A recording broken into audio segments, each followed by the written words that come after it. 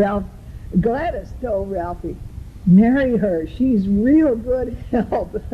I had a very tiny trailer. It really was small, and it was like, oh gee, I don't know. There was nothing to it. There was a little tiny sink there, and a little tiny couch, and a little tiny bed in the back there. And if all the cabins were rented, then Gladys would rent my trailer. Gladys used her sheets, and she charged the people $3, $1.50 for Gladys and $1.50 for me. And not believe this or not, but these people that rented that little trailer thought it was so cute and so unusual. I saw them out there taking pictures in front of it and pointing to the door and smiling. So they enjoyed it. I bet it was better than one of those little cabins. The little cabins also rented for $3. And Tilly would wash the sheets and hang them out to dry and iron them on the beds. Tilly's husband, Eddie Strassenberg, oh gosh, he would come. And sometimes he would make his wonderful potato pancakes. Oh my gosh, we just ate like hogs when he made his potato pancakes.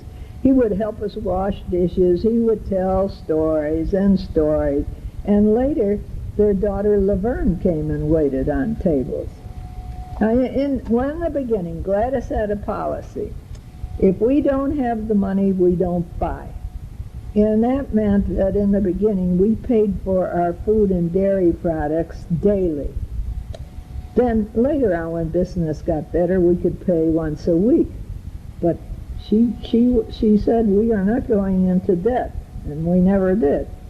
One of our first bartenders was Les Schilling. He always wore a white apron. He was always smiling. Doc also tended bar, and Lucille cooked, his wife. Rudy Petan seemed to be with us forever, except when Notre Dame played. And Ted Boris scared all the waitresses until they found out that he was not that fierce.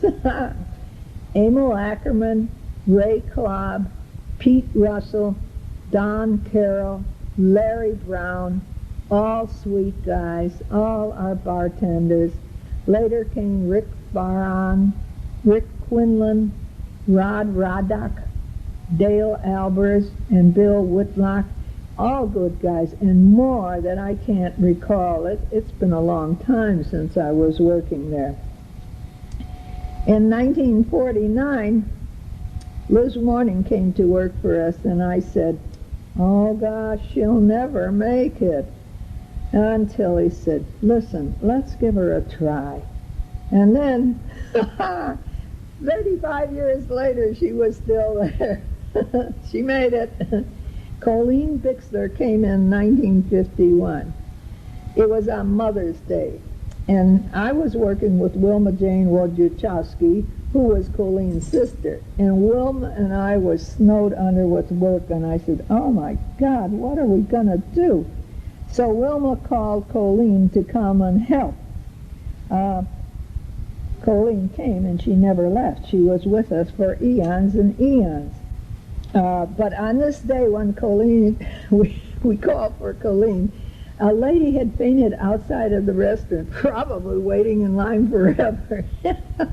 We brought her into the kitchen, and it was, of course, the rush hour. And in that wild, insane kitchen, we sat her on a chair, and Wilma and I would slap a new cold towel on her neck as we passed by with the trays.